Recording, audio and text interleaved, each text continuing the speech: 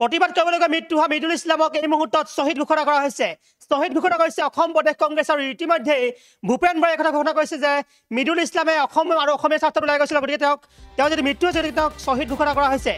মিদুল ইছলামে যি মুহূৰ্তত মৃত্যুবৰণ কৰিছে, তেওঁ যি মুহূৰ্তত মৃত্যু হৈছে সেই মুহূৰ্তত সমগ্ৰ অসমবাসী আজি কান্দিছে, কাৰণ তেওঁ অসম আৰু অসমীয়া হৈ যুঁজিবলৈ গৈছিল, কংগ্ৰেছৰ হৈ প্ৰতিবাদ সাব্যস্ত কৰিবলৈ ওলাই গৈছিল এগৰাকী মিদুল ইছলাম, আৰু সেই মুহূৰ্তত তেওঁৰ মৃত্যু হৈছে। আৰু এটা শোকাবহ ঘটনাই সমগ্ৰ অসম আজি জোকাই গৈছে, কিয়নো আদানীৰ সৈতে বিজেপিৰ যি সম্পৰ্ক বা তেনেধৰণৰ কিছু বিষয় উত্থাপন কৰি প্ৰতিবাদ সাব্যস্ত কৰিবলৈ যোৱা কংগ্ৰেছৰ কৰ্মী মিদুল ইছলামৰ মৃত্যু হৈছে। মিদুল ইছলামে যি মুহূৰ্তত অসম আৰু অসমীয়া হৈ প্ৰতিবাদ কৰিবলৈ গৈছিল সেই মুহূৰ্তত তেওঁৰ মৃত্যু হৈছে, গতিকে তেওঁক শ্বহীদ ঘোষণা কৰা হৈছে। এই মুহূৰ্তত মিদুল ইছলামক শ্বহীদ ঘোষণা কৰিছে কংগ্ৰেছে। ভূপেন বৰাই কৈছে মিদুল ইছলাম হ'ল প্ৰথমগৰাকী শ্বহীদ, যিগৰাকী শ্বহীদে বিজেপিৰ বিৰুদ্ধে, আদানীৰ বিৰুদ্ধে, বা যিগৰাকী শ্বহীদে অসম আৰু অসমীয়া স্বাৰ্থত প্ৰতিবাদ সাব্যস্ত কৰিবলৈ গৈ মৃত্যু হৈছে। আৰক্ষীয়ে যি মুহূৰ্তত প্ৰতিবাদকাৰী বাধা দিবলৈ কন্দুৱা গেছ নিক্ষেপ কৰিছিল সেই মুহূৰ্তত মিদুল ইছলামৰ মৃত্যু হৈছে।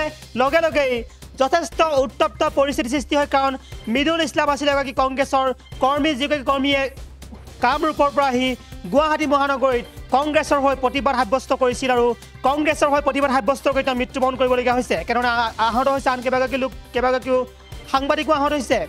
এই ঘটনাক লৈ প্ৰতিক্ৰিয়া সৃষ্টি হৈছে।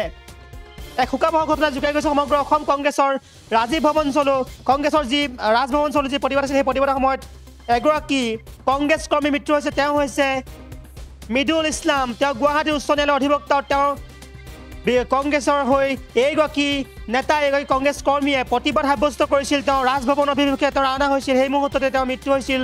কন্দুৱা গেছ নিক্ষেপ কৰা হৈছিল আৰু তাৰ ফলত তেওঁ আহত হৈছিল, আৰু তেওঁক চিকিৎসকে মৃত ঘোষণা কৰিছিল। অধিবক্তা মিদুল ইছলামৰ মৃত্যুৰ খবৰে সমগ্ৰ অসমতে আজি যথেষ্ট শোকৰ বাৰ্তা দিছে, কাৰণ এই ধৰণে প্ৰতিবাদ সাব্যস্ত কৰিবলৈ গৈ এগৰাকী ব্যক্তিৰ মৃত্যু হোৱাটো কোনেও আশা কৰা নাছিল। জানিব পৰা মতে গুৱাহাটী উচ্চ ন্যায়ালয়ৰ অধিবক্তা মিদুল ইছলামে কংগ্ৰেছৰ হৈ তেওঁ প্ৰতিবাদ সাব্যস্ত কৰিবলৈ গৈছিল, আৰু উক্ত কাৰ্যসূচীত আৰক্ষীয়ে নিক্ষেপ কৰিছিল কন্দুৱা গেছ নিক্ষেপ কৰাৰ পিছতেই কংগ্ৰেছ কৰ্মীৰ মাজত হোৱা দোৱাৰ সৃষ্টি হোৱাৰ লগতে মাটিত ঢলি পৰিছিল অধিবক্তা মিদুল ইছলাম। তাতেই তেওঁৰ যথেষ্ট পৰিমাণে আঘাতপ্ৰাপ্ত হোৱা বুলি গম পোৱা গৈছে, আৰু পৰৱৰ্তী সময়ত তেওঁক চিকিৎসকে মৃত ঘোষণা কৰিছিল। সমগ্ৰ ঘটনাক লৈ এই মুহূৰ্তত প্ৰতিক্ৰিয়া সৃষ্টি হৈছে, আৰু সকলো পৰ্যায়ৰ কংগ্ৰেছৰ সকলো নেতাই প্ৰতিবাদ সাব্যস্ত কৰিব আৰু ক্ষোভ প্ৰকাশ কৰিব বুলি ইতিমধ্যে ভূপেন বৰাই মন্তব্য কৰিছে। প্ৰদেশ কংগ্ৰেছৰ সভাপতি ভূপেন বৰাই কৈছে যে মিদুল ইছলামৰ মৃত্যুক কোনো কাৰণত অথলে যাবলৈ দিয়া নহয়। আদানী স্মাৰ্ট মিটাৰ, বাংলাদেশত হিন্দুৰ নিৰ্যাতন আদি কেইবাটাও বিষয়ক লৈ আজিৰ দিনটো প্ৰতিবাদ সাব্যস্ত কৰিছিল কংগ্ৰেছে।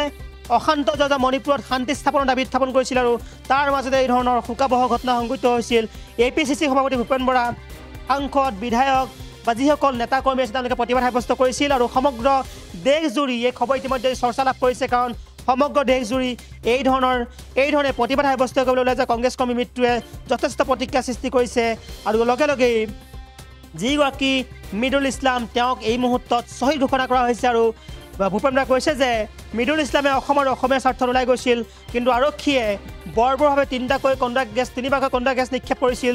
পূৰ্বে আমি দেখিছিলোঁ কি ধৰণৰ প্ৰতিবাদ সাব্যস্ত যি সময়ত কা আন্দোলন হৈছিল, সেই মুহূৰ্তত দিছপুৰত যি ধৰণৰ পৰিৱেশ হৈছিল, সেই মুহূৰ্তত আৰক্ষীয়ে শূন্যলৈ গুলীচালনা কৰিছিল আৰু কন্দুৱা গেছ নিক্ষেপ কৰিছিল। কিন্তু এই ধৰণে তিনিটাকৈ কন্দুৱা গেছ নিক্ষেপ কৰা ঘটনা পূৰ্বে সংঘটিত নোহোৱাৰ অভিযোগ কৰিছে কংগ্ৰেছৰ। লগে লগেই এই ধৰণৰ আৰক্ষীয়ে হত্যালীলা চলোৱা বুলি অভিযোগ কৰিছে ভূপেন বৰাই।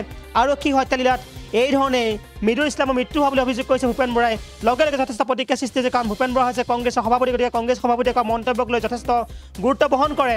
এই মুহূৰ্তত ভূপেন বৰাৰ মন্তব্য আগবঢ়াম, লগতে পৰৱৰ্তী সময়ত কোনে কি মন্তব্য দিয়ে আমি সেয়াও জনাবলৈ চেষ্টা কৰিম। এই মুহূৰ্তত কিন্তু আমি ভূপেন বৰাৰ মন্তব্য আগবঢ়াইছোঁ।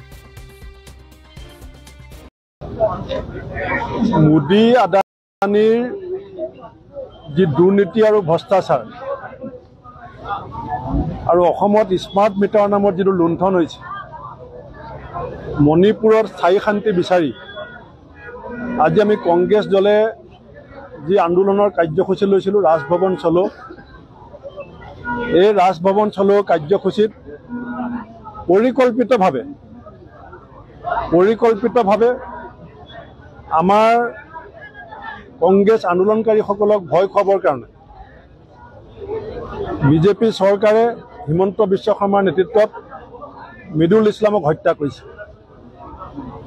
মিদুল ইছলামক হত্যা কৰিছে বুলি কোৱাৰ প্ৰথম কথাটো হৈছে যে কন্দুৱা গেছ দিয়ে আন্দোলনকাৰীক ছত্ৰভংগ কৰাবৰ কাৰণে। আনকি মোৰ লগত ভিডিঅ' আছে, সাংবাদিকৰো দুজনমান সাংবাদিক কিবা কাৰণত কপাল ভাল কাৰণে বাচি আহিছে, সাংবাদিকো ঢলি পৰিছিলে।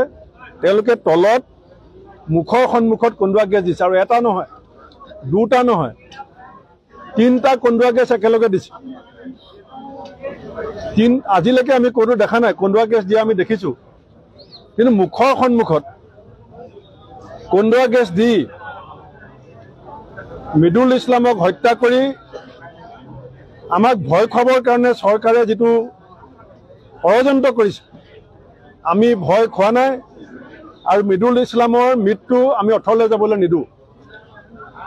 আজিৰ পৰা বিজেপি চৰকাৰৰ দুৰ্নীতিৰ বিৰুদ্ধে যিখন যুদ্ধ কংগ্ৰেছে গোটেই ভাৰত জুৰি কৰিছে, আমাৰ কংগ্ৰেছ দলৰ লিগেল সেলৰ ছেক্ৰেটাৰী, আমাৰ ডিজিটেল বাহিনীৰ কামৰূপৰ কোঅৰ্ডিনেটৰ মিদুল ইছলামক আমি অসম কংগ্ৰেছে বিজেপিৰ দুৰ্নীতিৰ বিৰুদ্ধে কৰা যুদ্ধখনৰ প্ৰথম শ্বহীদ হিচাপে আমি আজি ঘোষণা কৰিছোঁ। আজি গোটেই অসমত কংগ্ৰেছ দলৰ পতাকা অৰ্ধনমিত হ'ব। কালিলৈ গোটেই অসমত আমি এই শ্বহীদ মিদুল ইছলামক লৈ আমি কাৰ্যসূচী লৈ আছোঁ। অলপ পাছত কথা পাতি আপোনালোকক জনাম। আৰু আজি পোষ্টমৰ্টেম হোৱাৰ পিছত আমাৰ শ্বহীদ মিদুল ইছলামক আমি ৰাজীৱ ভৱনত সকলোৱে শ্ৰদ্ধাঞ্জলি জনোৱাৰ পিছত আমাৰ দলৰ প্ৰত্যেকগৰাকী নেতা, কৰ্মী, বিধায়ক, সাংসদসকল অসমত নাই, সদন চলি আছে। আমি মিদুল ইছলামৰ পাৰ্থিৱ শৰীৰৰ লগত তেখেতৰ বাসগৃহলৈকে যাম আজি ৰাতি। কালিলৈ সংসদত আমাৰ 3গৰাকী যি সাংসদ আছে, ৰকিবুল হুছেইন ডাঙৰীয়া, প্ৰদুল বৰদলৈ ডাঙৰীয়া, গৌৰৱ গগৈ ডাঙৰীয়াক ইতিমধ্যে মই কথা পাতিছোঁ। এই হত্যাৰ বিৰুদ্ধে কালিলৈ সদনৰ ভিতৰত তীব্ৰ প্ৰতিবাদ হ'ব। আমি এটা হাই লেভেল এনকুৱাৰী বিচাৰিছোঁ যে হিমন্ত বিশ্ব শৰ্মাই কোনজন অফিচাৰক নিৰ্দেশ দিছিল একেলগে 3টা কন্দুৱা গেছ দি পেলাই মানুহ হত্যা কৰিবৰ কাৰণে। মোৰো উশাহ নিশাহ বন্ধ হৈ গৈছিলে, সাংবাদিকৰ উশাহ নিশাহ বন্ধ হৈ গৈছিলে। আন্দোলন, গণতান্ত্ৰিক আন্দোলনত তেওঁলোকে ভয় খাইছে, কাৰণ স্মাৰ্ট মিটাৰৰ বিৰুদ্ধে গোটেই দেশৰ ৰাইজ গৰজি আছে। মণিপুৰ যেনেকৈ জ্বলিছে, নাঙঠ কৰি পেলাই মহিলাক ৰাস্তাত খোজ কঢ়াইছে। মোদী ডাঙৰীয়াৰ খবৰ নাই। ৰাইজৰ প্ৰতিবাদক কংগ্ৰেছে ৰাজভৱনলৈ অনাটো তেওঁলোকে অপৰাধ হিচাপে গণ্য কৰি আজি হত্যাৰ আশ্ৰয় লৈছে। মই হিমন্ত বিশ্ব শৰ্মা চৰকাৰ, অসম পুলিচক তীব্ৰ ভাষাৰে গৰিহণা দিছোঁ। যিকেইজন বিষয়াই হিমন্ত বিশ্ব শৰ্মাৰ নিৰ্দেশত এই ষড়যন্ত্ৰ কৰি হত্যা কৰিছে, তেওঁলোকৰ আমি কঠোৰ শাস্তি হোৱাটো বিচাৰিছোঁ। আৰু এই আন্দোলন দুৰ্নীতিৰ বিৰুদ্ধে হিমন্ত বিশ্ব শৰ্মাৰ আদানীৰ যিটো সম্পৰ্ক, মোদী আদানী সম্পৰ্ক, মণিপুৰত ষড়যন্ত্ৰ কৰি অশান্তি বিয়পোৱা, আৰু 23,70,000 পৰিয়ালৰ ওপৰত স্মাৰ্ট মিটাৰ বহুৱাই দি পেলাই লুণ্ঠন কৰা, এই আন্দোলনত যে আমি মিদুল ইছলামক হেৰুৱালোঁ, তেওঁৰ মৃত্যুৰ আমি অথলে যাবলৈ নিদিওঁ। এই আন্দোলন আৰু তীব্ৰতৰ হ'ব। এই আন্দোলনত আৰু আপোচ কৰাৰ কোনোদিন কংগ্ৰেছে প্ৰশ্ন উঠা নাছিল, কিন্তু আন্দোলন যে অধিক তীব্ৰতৰ হ'ব এই কথা মই অসমৰ মুখ্যমন্ত্ৰীক জনাই দিছোঁ।